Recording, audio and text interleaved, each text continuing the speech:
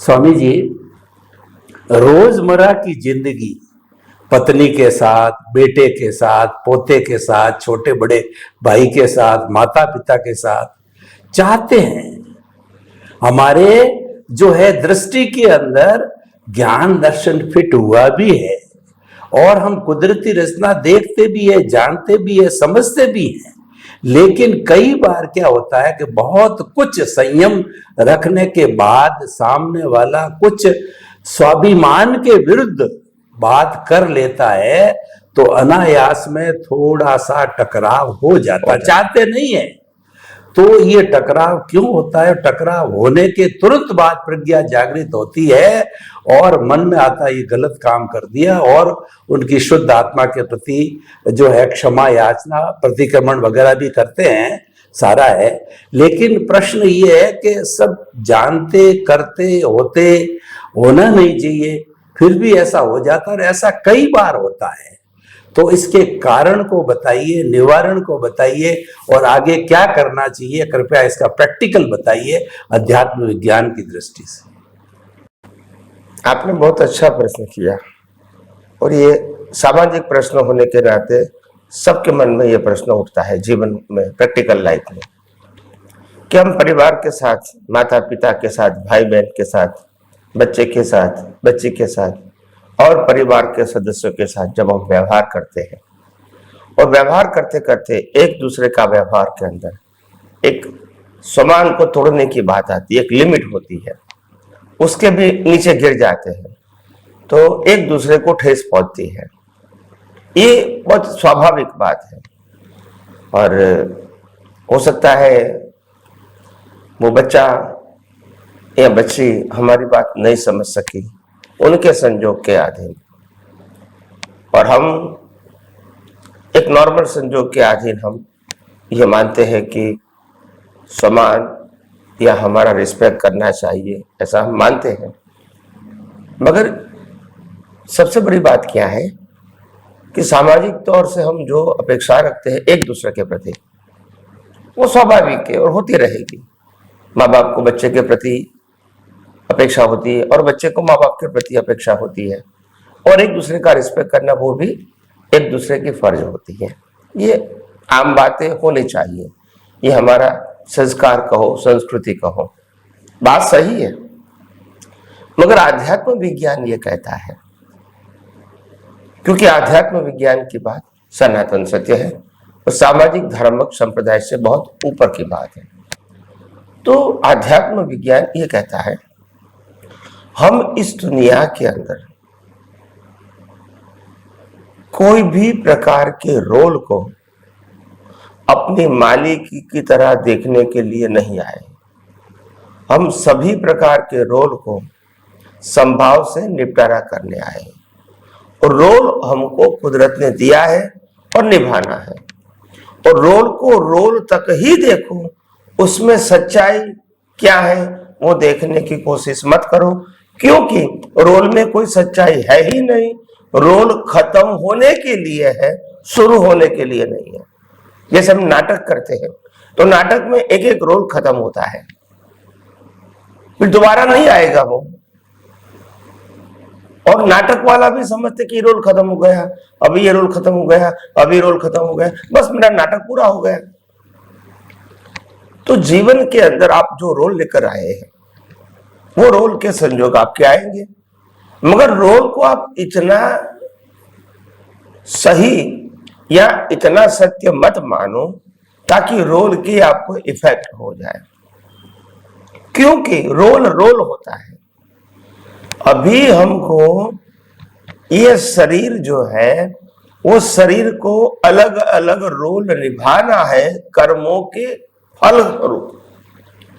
ये समझने में बहुत समय लगता है और रोल को हम सच्चा मानते हैं, उसको सामाजिक और धार्मिक आवरण लगा के।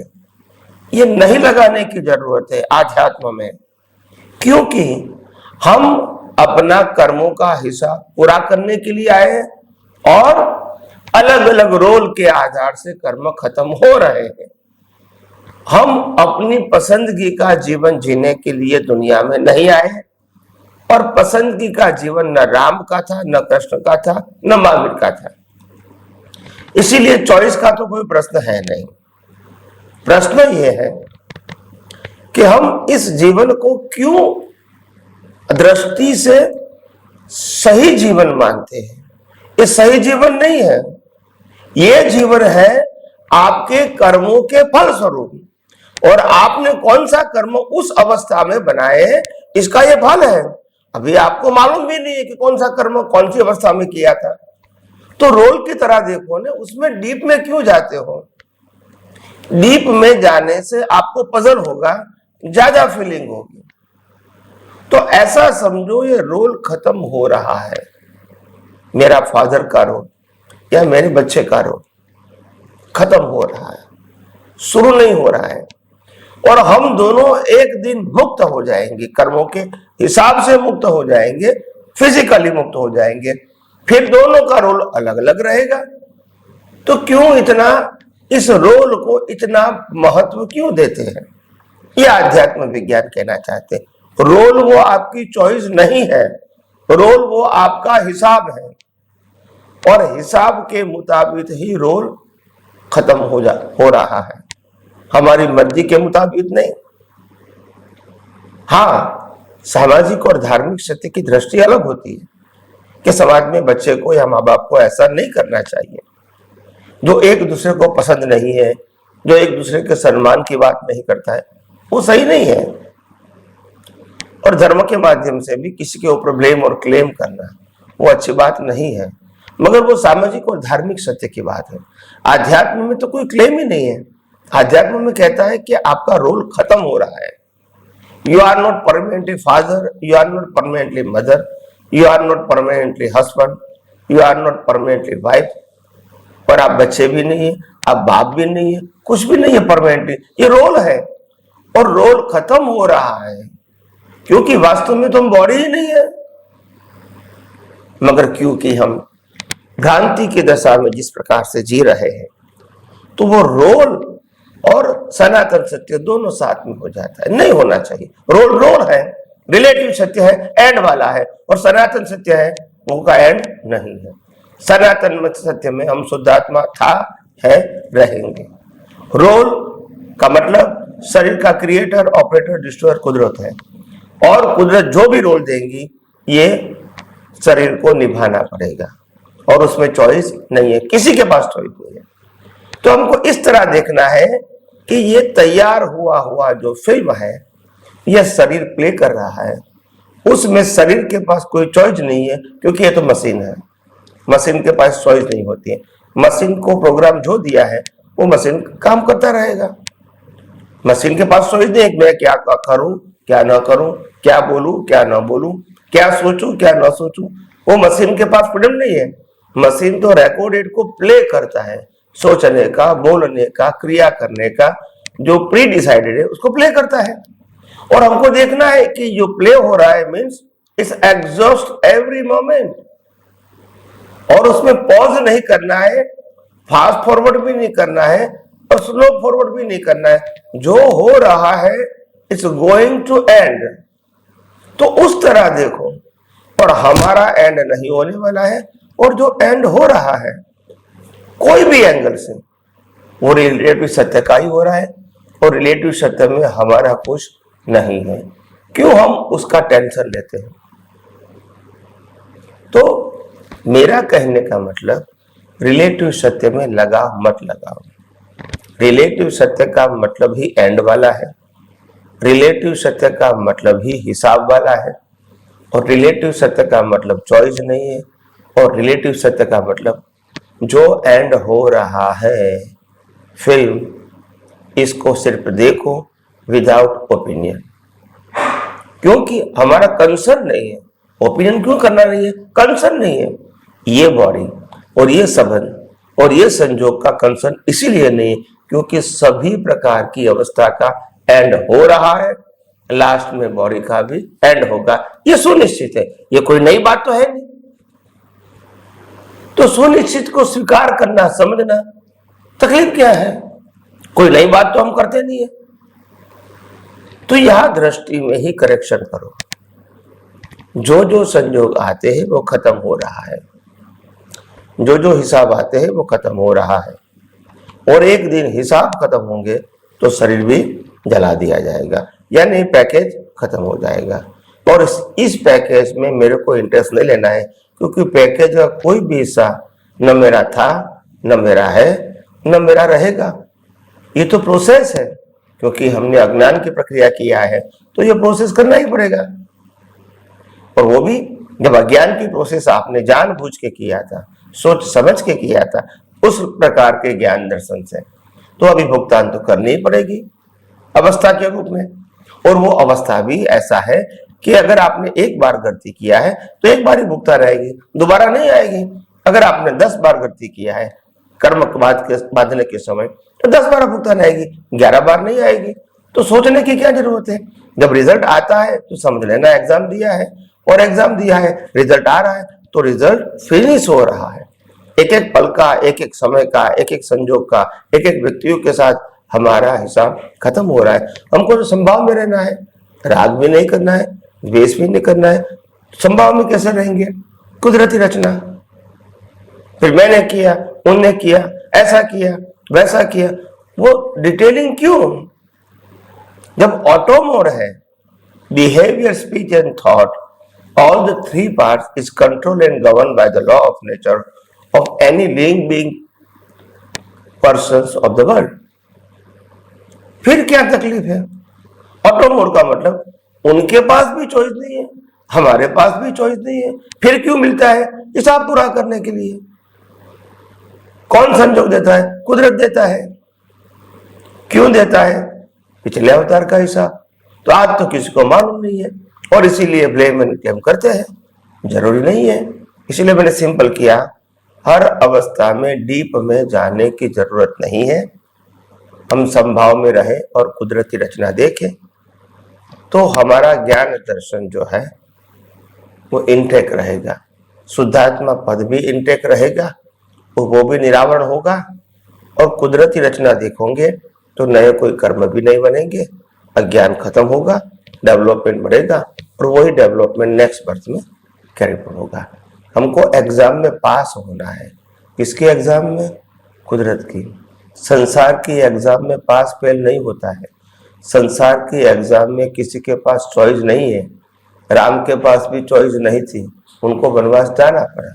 संसार की एग्जाम। सीता जी ने कहा हरण लेने के लिए जाओ, दौड़ना पड़ा। यहाँ सीता जी रावण उठा के ले गया। समझाने की कोशिश किया रावण ने, नहीं माना। चॉइस कहाँ है बताए? युद्ध करना ही पड़ा। कृष्ण भगवान का जन्म जेल में हुआ, माँ बाप भी जेल में, पैदा होते ही अलग माता पिता के घर पे रहना पड़ा। चॉइस कहाँ थी? जिनके साथ प्रेम था, राधा के साथ शादी नहीं हुई, अभी चॉइस कहाँ है वो तो बताइए। जो मथुरा में रहते थे वहां से भाग भाग कर द्वारका गुजरात में आ गए, चॉइस कहाँ है बताइए। किसके पास चॉइस थी? भगवान महावीर का जन्म हुआ, बड़े हुए, माता पिता का देहांत होने के बाद बड़े भाई भाभी को आज्ञा मांगी कि आप मेरे को दीक्षा लेने की आज्ञा दो, मना कर दिया। नहीं, चॉइस किसके पास थी? भगवान महावीर की पहली दीक्षा निष्फल हुई। जब जंगलों में जाते हैं 6 महीने तक उसको खाना भी नहीं मिला अपने अभिग्रह के मुताबिक, और बहुत सारे कष्ट आए होंगे। तो मेरा कहने का मतलब, ऐसे बड़े बड़े व्यक्ति जिसको हम भगवान के रूप में मानते हैं, उस व्यक्तियों के पास भी कोई चॉइस थी? क्योंकि जो परिणाम वाला भाग है उसमें चॉइस कहां से होगी? और दूसरी बात, हम चॉइस से क्यों देखते हैं? हम इस दुनिया से मुक्त होने के लिए आए हैं या चॉइस के प्रकार से जीने के लिए आए हैं? ये पहले तय करना पड़ेगा। अगर किसी को इस दुनिया में ही रहना है तो फिर वो अच्छे जीवन की बात करेंगे कि मेरे का अभी जीवन है, उसका और अच्छा जीवन मिले, इसे और अच्छा जीवन मिले, और अच्छा जीवन मिले, वो अच्छी तरह जीवन जीने की बात है। मगर जिसको मुक्त होना है उसको क्यों कंप्लेन, क्यों डीप में जाएंगे? बाईपास करते रहो। वैसे तो अपने आप ही खत्म हो रहा है, हमको दृष्टि में से बाईपास करना है, कुदरत तो बाईपास करते ही है। कुदरत तो कहेगी जो कल हो चुका है और दोबारा जिंदगी में नहीं आएगा आपको, तो कुदरत तो कभी गलती नहीं करती है। हम जो हो चुका है उसको याद करते हैं, ये हमारी गलती है। तो दृष्टि हमको सुधारनी पड़ेगी, दृष्टि हमको परिवर्तन करनी पड़ेगी, दृष्टि हमको यथार्थ लानी पड़ेगी, क्योंकि उसके बिना कोई भी सामाजिक प्रश्न का सॉल्यूशन किसी के पास नहीं है। और जो भी लोग आपको सॉल्यूशन देंगे वो हमेशा टेम्पररी ही होगा। और ये आध्यात्म विज्ञान में जो भी सॉल्यूशन होगा वो परमानेंट होगा। उसके बाद कोई सॉल्यूशन की आवश्यकता पूरी लाइफ में आपको नहीं पड़ेगी, अगर ये विज्ञान के सिद्धांत समझ में आ गए। जय सच्चिदानंद। स्वामी जी आपका बहुत बहुत धन्यवाद। आपके उद्बोधन से मुझे एक दोहा याद आ रहा है कि रंगमंच ये जगत है और कर्म खिलावन हार, नाना रूप बनाए के और चेतन खेलन हार। यानी जैसे जैसे हम भाव करते हैं उसी के अनुसार कॉजल बॉडी, उसी के अनुसार हमें इस जन्म में परिणाम रिजल्ट मिलता है। और आपने ये बताया कि एक प्रोसेस होती है, हो रहा है, उसमें आपकी चॉइस नहीं, वो तो ऑटो मोड से हो रहा है। तो उसको हो रहा है इस रूप में ही दृष्टि में देखो। आपको जो कंसंट्रेट करना है, कर रहा हूं, वो आपका रियल पुरुषार्थ है, वो मुक्ति में ले जाने वाला हूं। वो कर रहा हूं क्या है कि आपको सब चीज को कुदरती रचना देखना है दृष्टि के अंदर, और अपना स्वरूप शुद्ध आत्मा है उसकी भजना करनी है। उस रूप को जानना, पहचानना, देखना और प्राप्त करना है। तो आपने बहुत अच्छा समाधान दिया और परमानेंट समाधान दिया। स्वामी जी आपका बहुत बहुत धन्यवाद।